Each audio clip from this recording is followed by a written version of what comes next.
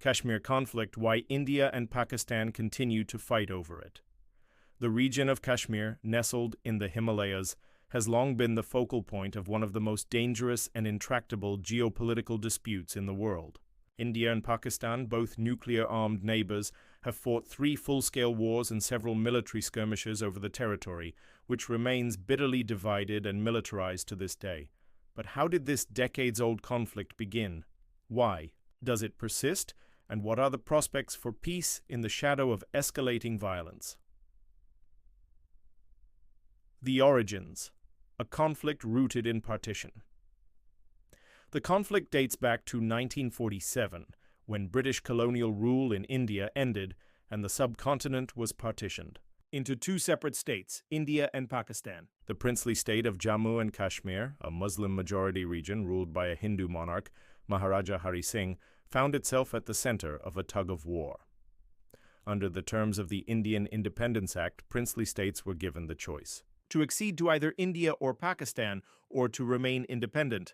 Initially, Hari Singh opted for independence, hoping to maintain neutrality. However, that plan unraveled rapidly when tribal militias from Pakistan invaded Kashmir in October 1947. Fearing a complete takeover, the Maharaja turned to India for military assistance.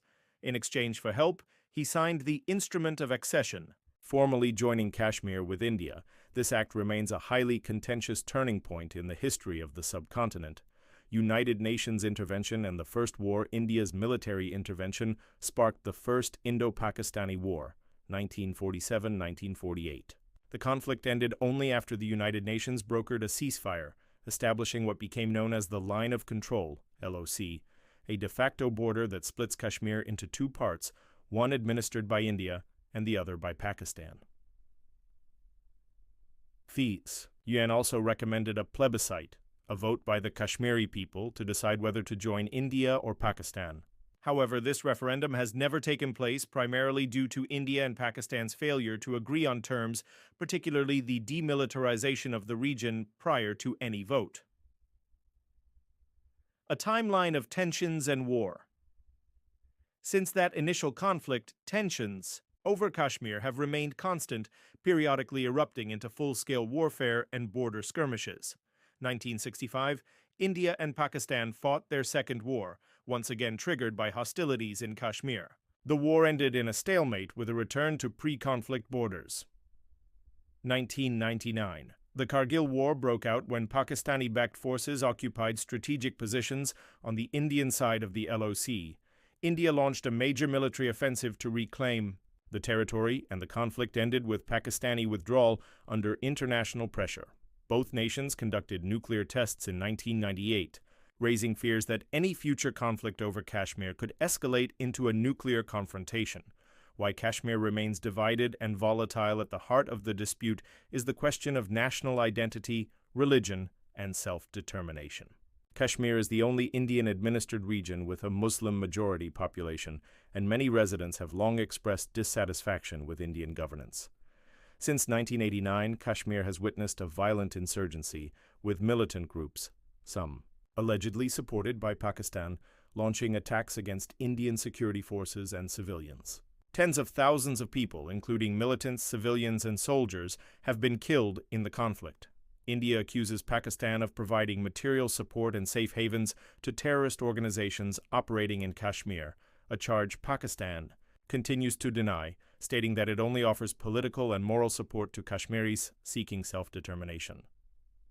Revocation of Kashmir's special status, a new chapter in August 2019. The Indian government under Prime Minister Narendra Modi took a dramatic step by revoking Article 370 of the Constitution, which had granted semi-autonomous status to Jammu and Kashmir. This decision sparked widespread protests, a security lockdown, internet blackouts, and a wave of international criticism. India argued the move would help integrate Kashmir more fully into the country and accelerate economic development. Critics argued it eroded Kashmiri identity and inflamed tensions. While militant activity declined temporarily after the crackdown, resentment among the local population remained deep, especially amid allegations of human rights abuses and political repression. A spike in violence in 2025. After years of relative calm, violence flared again in April 2025, when 26 tourists were killed in a coordinated militant attack near the scenic town of Pahalgam in Indian-administered Kashmir. It was the deadliest civilian attack in the region in over 2 decades. India responded forcefully, launching precision missile strikes against what it called terrorist infrastructure in Pakistan-administered Kashmir and deep into Pakistani territory, a significant escalation. In return, Pakistan vowed retaliation, and aerial skirmishes were reported along the LOC. The international community, including the United Nations, the United States, China, and the EU, has urged both countries to exercise restraint and return to dialogue, warning that the risk of open conflict remains dangerously high. Prospects for peace, a fragile dream. In 2003, India and Pakistan agreed to a formal ceasefire, which helped reduce violence along the border for a time. There were several diplomatic engagements, including in 2014, when Pakistani Prime Minister Nawaz Sharif attended Narendra Modi's swearing-in ceremony, a hopeful moment seen as a thaw in relations. However, a series of terror attacks blamed on Pakistan-based groups derailed peace efforts. The 2016 Uri attack, the 2019 Pulwama bombing, and now the 2025 Pahalgam massacre have left India deeply skeptical of Pakistan's assurances. Today, dialogue remains stalled, and both governments are pursuing hardline domestic agendas that leave little political space for compromise. The human cost and the path forward beyond geopolitics and military strategies, millions of ordinary Kashmiris continue to bear the brunt of the conflict.